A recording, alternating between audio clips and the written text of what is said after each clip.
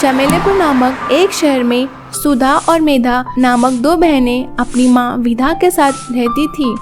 उसकी माँ पास के एक फैक्ट्री में काम किया करती थी, जिससे उनके घर का गुजारा चलता था। एक दिन विधा फैक्ट्री में काम कर रही थी, तभी अचानक काम करते समय उसे शॉक लग जाता है और उस वजह से विधा की मौत हो जाती है।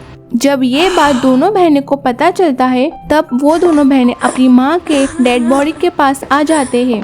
माँ, ये आपको क्या हो गया? आप ही तो हमारा सहारा थी, पहले पिताजी और अब आप। मेधा तो अभी कितनी छोटी है, मैं अकेले कैसे उसका ख्याल रखूंगी?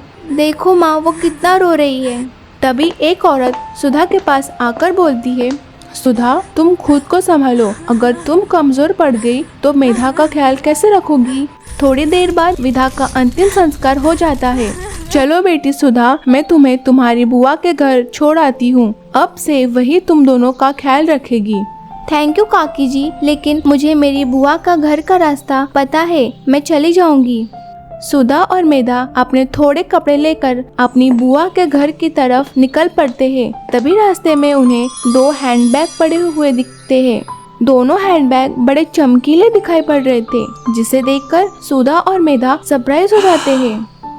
दीदी, ये हैंडबैग कितना चमकीला है, ऐसा लग रहा है कि एक सोने का है और दूसरा चांदी का। यहाँ आसपास कोई दिख भी नहीं रहा। चलो दीदी, हम इन्हें लेकर जाते हैं।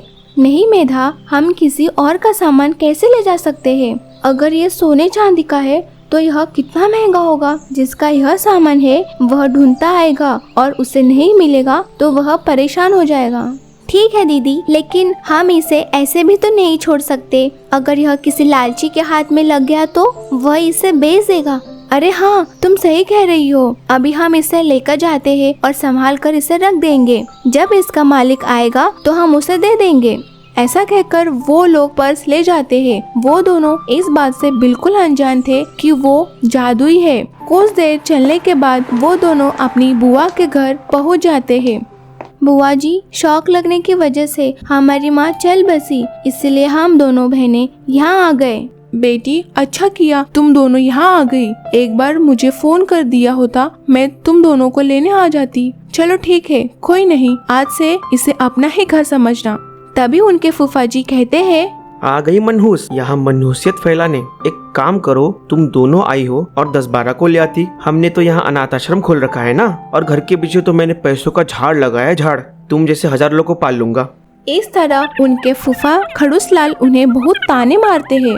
खड़ूस लाल जी, आपका नाम तो खड़ूस है ही, कम से कम बातें तो खड़ूस वाली मत कीजिए। आप में थोड़ी भी दया नहीं। ये दोनों बेचारी कितनी छोटी है, कहाँ जाएंगे अकेले?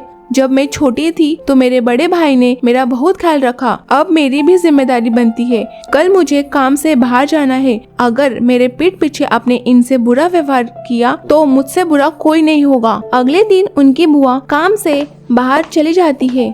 आगे क्या होता है यह जानने के लिए पार्ट 2 जरूर देखें।